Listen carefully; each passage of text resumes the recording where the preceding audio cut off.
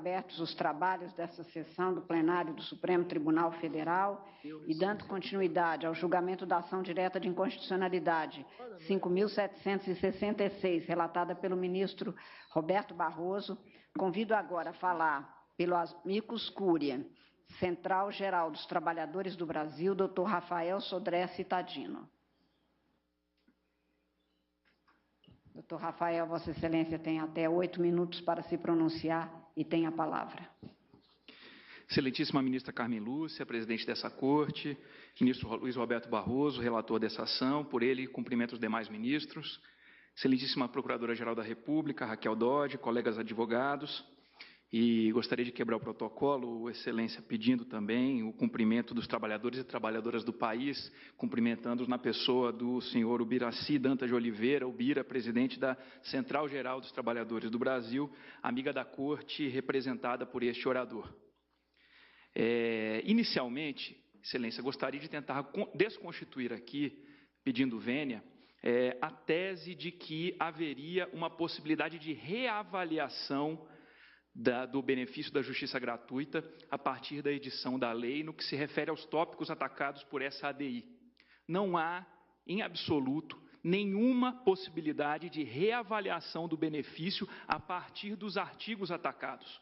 O que os artigos atacados apontam é que o beneficiário da justiça gratuita, aquele reconhecidamente por lei e declarado nos autos pobre no sentido da lei, ele deverá arcar com custas e honorários periciais e sucumbenciais, claro, caso seja sucumbente, ainda que parcial, no objeto, a partir do seu crédito obtido naquela ou em outra ação. A desconstituição do benefício da justiça gratuita é algo amplamente permitido, é algo previsto em lei agora e antes da reforma trabalhista. O juiz pode, eventualmente, entendendo que um reclamante destinatário beneficiário de um crédito vultuoso deixou a condição de pobreza e, deixando a condição de pobreza, passaria, então, a ter que arcar com custas e honorários advocatícios ou honorários periciais. Não se trata disso o objeto desta ação, como muito bem salientaram já aqui nesta tribuna. O objeto desta ação é o pagamento de custas e honorários para pessoas pobres no sentido da lei. É o trabalhador que tem o direito de receber 1 ou 2 salários mínimos como crédito trabalhista e terá, por exemplo, um salário mínimo bloqueado para pagar o valor de um honorário pericial, por exemplo. Algo amplamente permitido, não só permitido, como devido por essa nova lei. Essa nova lei, excelentíssimos ministros, excelentíssimas ministras, é uma lei direcionada a desincentivar, por assim dizer, o trabalhador a recorrer ao judiciário. Eu não quero aqui tratar amplamente da ilegalidade, da violação desse desincentivo geral, mas o desincentivo direcionado, o desincentivo ao pobre, ao miserável no sentido da lei, não pode ser recepcionado pela Constituição Federal. O desincentivo ao pobre, ele é, sim, inconstitucional. Porque você não pode, o Estado brasileiro não pode reconhecer alguém como pobre e, a partir desse reconhecimento, após esse reconhecimento, passar a tratar o pobre como se rico fosse. Isso é uma flagrante violação ao princípio da isonomia consagrado no caput do artigo 5º. O pobre, no sentido da lei, declarado nos autos, reconhecido nos autos, ele não pode ver glosado, ver impedido o acesso a um salário mínimo, eventualmente, que ele possa receber como crédito daquela demanda. É necessário que, nesse caso, o Supremo Tribunal Federal, representando o judiciário brasileiro, exerça o seu papel contramajoritário. Esse papel contramajoritário tão nítido, tão óbvio, quando estamos tratando de direitos e garantias fundamentais de minorias. Quando uma maioria tenta se impor violando um direito de uma minoria social, é bastante evidente e flagrante a importância do papel contramajoritário do Judiciário e do Supremo Tribunal Federal. Mas, nesse caso, há uma peculiaridade muito importante, que nós estamos tratando do exercício do papel contramajoritário na defesa de uma maioria social.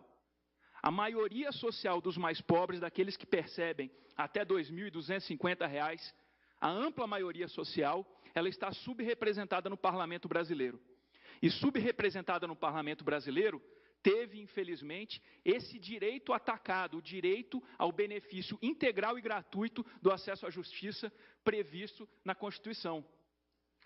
O exercício desse papel contramajoritário, ministros, ministras, excelentíssimos doutores, ele precisa ser exercido no caso porque não há mais nenhum outro ator institucional capaz de assegurar que os pobres consigam ainda, na Justiça do Trabalho, acessar a justiça sem serem ameaçados de terem que pagar valores até superiores, é verdade, é isso que prevê a lei, ao que teriam direito legal, ao que teriam direito por seu crédito. Há um adágio jurídico construído, é o que se diz pela história, no reinado do Frederico o Grande, na Prússia, em que Frederico o Grande ameaçava estender os domínios de uma propriedade da coroa para um terreno próximo, para um terreno de um moleiro.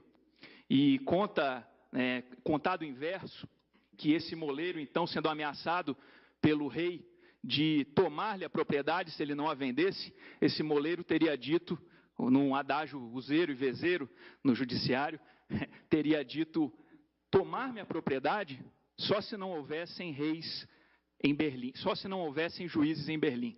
Tomar-me a propriedade só se não houvessem juízes em Berlim. Contava esse moleiro, naquele momento, com o papel contramajoritário do judiciário, para impedir que um rei, exercendo a sua soberania, exercendo a sua discricionariedade soberana prevista, tomasse a sua propriedade. É necessário, nesse momento, que questionemos: tomar os direitos dos trabalhadores só se não houverem juízes no Brasil, é o que havia para dizer, ministros e ministras. Não podemos permitir essa violação flagrante aos direitos dos mais pobres, um desincentivo direcionado aos mais pobres. Muito obrigado. Agradeço a Vossa Excelência.